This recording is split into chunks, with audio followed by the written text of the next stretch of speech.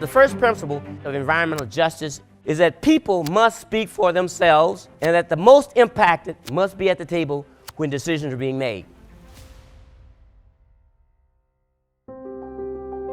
He worked on communities where I lived.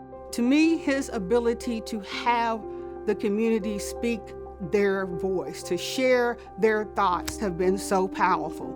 His knowledge, his passion, and his energy is contagious. And the data that he's collected, it's been very important to the field of environmental health sciences. When I first met Dr. Bullard, it was in Dixon, Tennessee. I was in awe.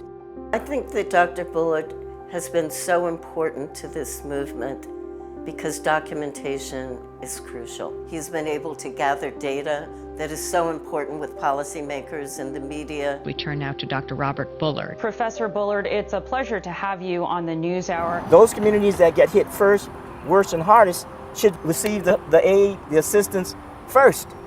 Shouldn't be in the back of the line. But right now, it's the back of the line, the back of the bus. When you think about over 30 books, Dumping in Dixie is known as the Bible in environmental justice. he is a relentless advocate for the health and well-being of communities across the United States, and he does not apologize for it.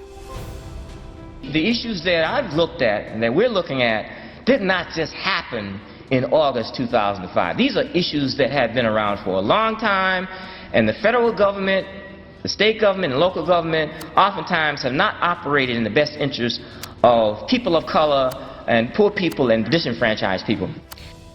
He is called the father of environmental justice for a reason. Bullard was born in rural Alabama, the Jim Crow South, and grew up on a timber farm, which paid for his college education at Alabama A&M University. Environmental justice and activism became his mission starting in 1979. The idea of trying to retrieve information and do a research project that had policy implications in the life and death of a neighborhood, to me it was a real project. What we found is that 5 out of 5 of the city-owned landfills are located in predominantly black neighborhoods. Now when I say predominantly black, that's like me saying my family is predominantly black. These are all Jim Crow neighborhoods that was created by racism. 6 out of 8 of the city-owned incinerators were located in black neighborhoods. And 3 out of 4 of the privately owned landfills were located in black neighborhoods. And he was able to really show that it was a systematic approach of targeting these individual communities based on their race and also their low-income status. I have a dream. In the 1960s, 70s, and 80s, the civil rights movement and the environmental justice movement were initially separate. They were parallel.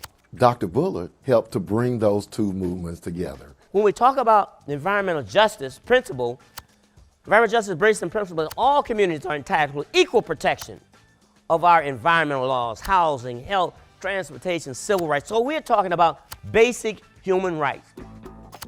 Dixon, Tennessee is about 40 miles west of Nashville.